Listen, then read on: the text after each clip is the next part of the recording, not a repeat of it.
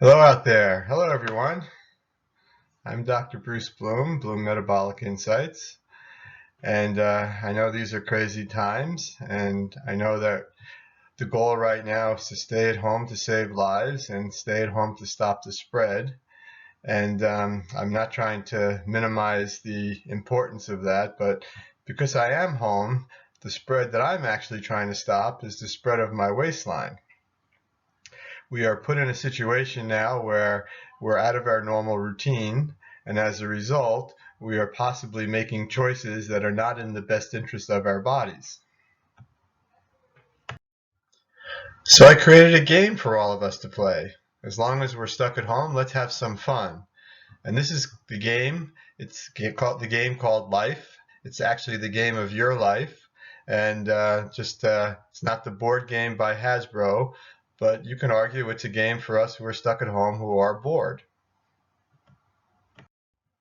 Of all the games that you could be playing at home, and I know there are many that we're all trying to occupy our time, but I will argue that this is the most important game you'll ever play.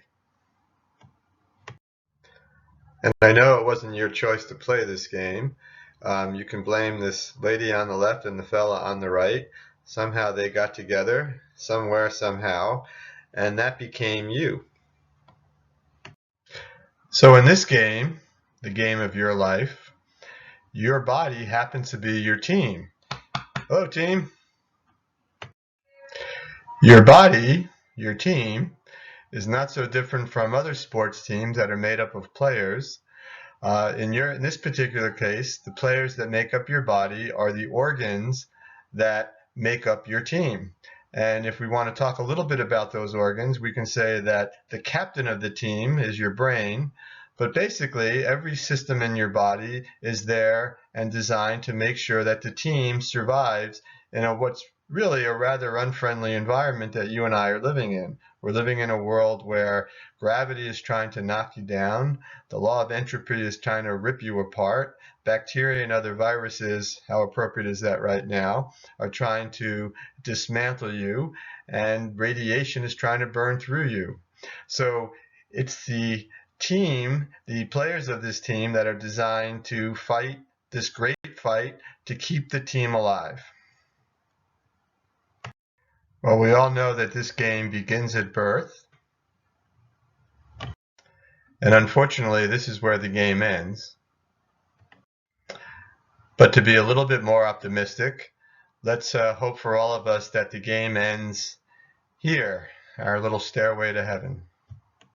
So now that we know that in this game, our body's our team, and the systems that make up our body are the players on that team, so we're playing a game. What's the goal of the game? We can call this the human race, or the race to stay human, the race to keep us human. And there are three major goals of this game. Number one, the most obvious, is try to be the last one to cross the finish line. In this particular game, ironically, the one to finish last wins the game. That's number one. Number two is you want to make sure you keep all your players in the game as long as possible. At a conference, somebody once had a very funny line. He said, the dumbest kidney is smarter than the smartest dialysis unit, so keep your dumb kidneys.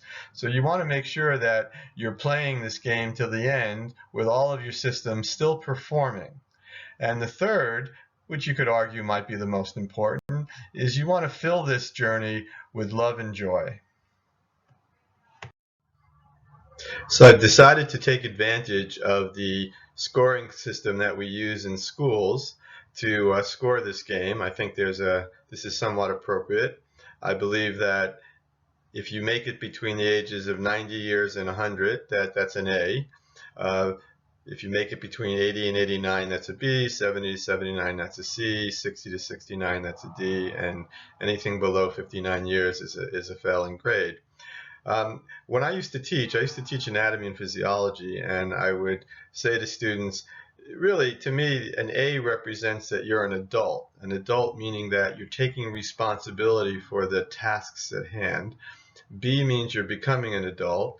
C means you can't decide if you want to be one or not. And D basically means, you pretty much don't really want to be one, and you can put whatever meaning you want to F. As long as we're going to play this game, I believe we should all try to shoot for the A.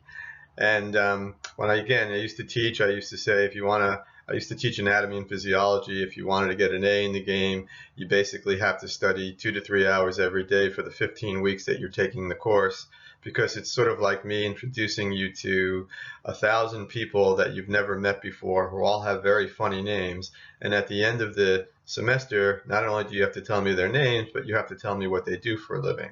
So in this game, the concept to get an A is very simple. You just bring in things that help your body, number one, and number two, you try to keep things out that hurt it. It's very relevant right now, where the goal of quarantine is really to keep out, keeping away the exposure to the coronavirus. If the virus doesn't get in, it actually can't hurt you. Again, this game sounds very simple in concept, but the reality is that there are a lot of obstacles in our path that make it much more difficult for us to try to achieve that A goal in this particular game. So if we're talking about things that make this game a little bit more challenging, we have to deal with the number one, which is that no two teams are the same. Here's where we're going to have that dreaded DNA conversation.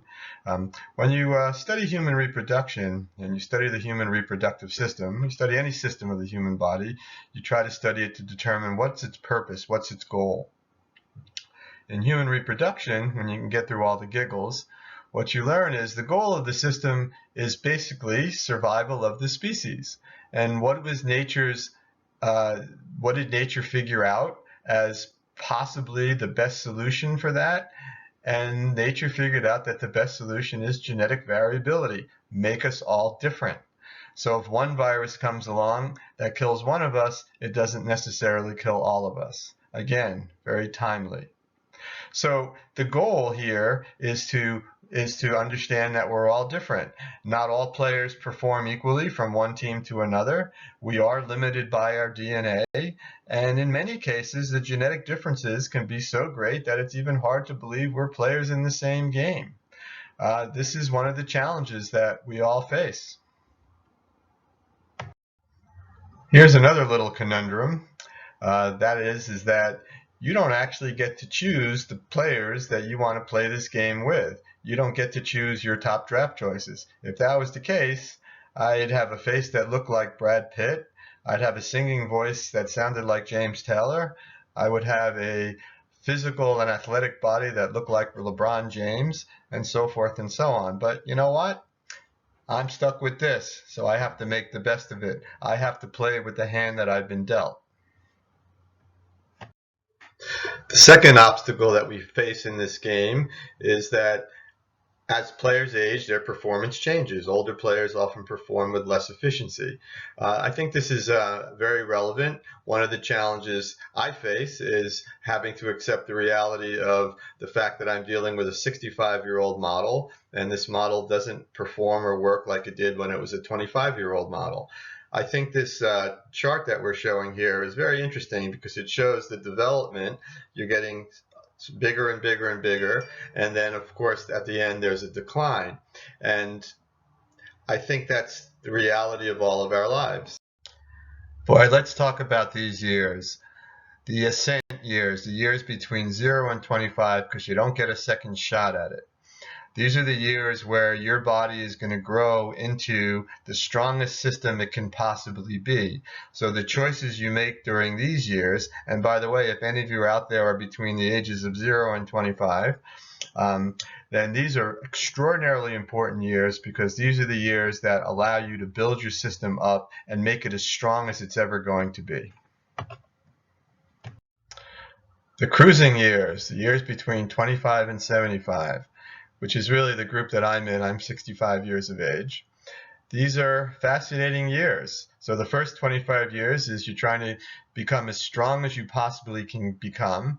And the next 50 years is you're trying to basically hold on to what you built during those first 25 years. Those first 25 years. So the goal of 25 to 75 is to be kind and gentle to your body and to understand that it does work differently from when you're 25 than when you're 65, but at 65 you still should be able to sustain and maintain a fairly high level of performance, hopefully up until you're 75. The last 25 years of our life should be a slow, steady descent downward, where our system starts to become less and less efficient, and hopefully it ends with one day where we just don't wake up from our sleep. But this is very important. The first 25 years allow us to develop. The next 50 years, the goal is to sustain what you've developed, and unfortunately, nobody's gotten out of here alive. The last 25 years, you'd like that descent to be a relatively slow and steady descent, not a quick drop or a quick crash. So the third and final variable is that the efficiency of your body is compromised over time by injuries or chronic stress. The person who smokes for 40 years, their lungs are going to perform at a much lower level of function than the person who didn't smoke for 40 years. And it's not because their lungs are 40 years older, it's because chronically stressing any system in your body is going to start to compromise its function. So the question for you is, what's the chronic stress in your life, and what are the systems in your body that need the most support? So let's just talk very quickly about, well, how do you know how well your team is performing?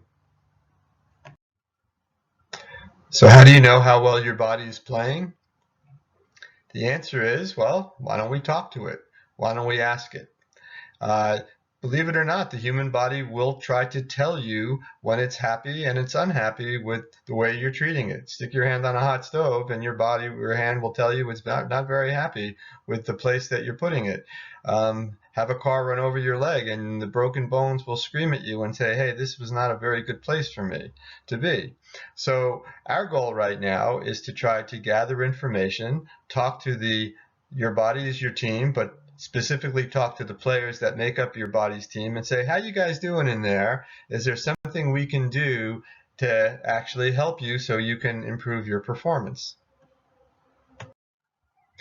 So in talking to your body, or talking to the players that make up your body team, what are we really looking for? We're looking for evidence. We're looking for some information from your body that suggests that it's not so happy with the way things are going. There's a whole lot of different ways of accumulating that data. There's objective evidence, there's subjective evidence. High blood pressure, for example, is an objective sign, an indicator that your system is not happy. Feeling tired is a little bit more subjective. So our goal right now is to basically talk to the human body, talk to your body, look for evidence. Let's go through system by system and say, how you guys doing in there? And let's see what your body has to say. So another goal of this game is to try to identify in your body the systems that are getting pretty much all they need, or maybe even excess of what they need, versus those systems that are actually being compromised or being depleted. So the rich versus the poor. And like all of us, we have systems that are very strong and systems that are very weak. And the truth of the matter is, you're only as strong as your weakest system. All systems in our body need to be rested. They need recovery time. So we want to identify those systems that are being very well rested, but we also want to identify those systems that are tired. Chronic fatigue, or a system that's chronically tired, will over time start performing at a much lower level of efficiency. And you're not going to get that A in the game. So our goal is very simple. We want to accumulate information. We want to get to know your body. We want to get to know your team. We want to get to know its players so we can chart a course to much better health. So we're going to send you a bunch of forms. If you're willing to play this game, we're going to send you a bunch of forms. These forms are just our way of trying to get information or get to know your body. One of the first questionnaires we're going to use is called the Medical Symptoms Questionnaire, and we're going to go through system by system to see if there's any subjective evidence that any of the systems in your body are not performing in the way that we hope they can perform. In this particular questionnaire, we want to see what you're actually bringing into your body, and also, just as importantly, what you're not bringing into your body. We want to sort of get a sense as to how well you are treating your body on a day-to-day basis. Hopefully we are all aware of the benefits and the importance of sleep. So another questionnaire that we have you fill out is a sleep questionnaire, just to rate and see how well you're doing in that area. Physical activity is primary to good health. So we are also going to offer you a daily activities questionnaire so you can see again and rate your level of activity. This particular questionnaire is very relevant during this time frame, but certainly it's relevant throughout the course of our life. The goal of this questionnaire is to make sure that your brain and your autonomic nervous system is not on constant strain or constant overload, because certainly that can lead to compromised health over time. Another important marker, another important way of measuring function is called the colon transit time test. We want to see and make sure that nothing's staying in your digestive system any longer than it needs to. Things that stay in your system for longer periods of time can create secondary complications to the human body. So I think we have enough information that we can start the game. So let's play ball. On the next slide, we'll give you the contact information you're going to need, and we hope to speak with you very shortly. Thank you. So now you all know how to play this game. So what I'd like you to do is I'd like you to either email us or call us, and we will email you the forms, and then we will wait about 4 or 5 days afterwards, and then we will contact you and set up a consultation. Have fun, everybody.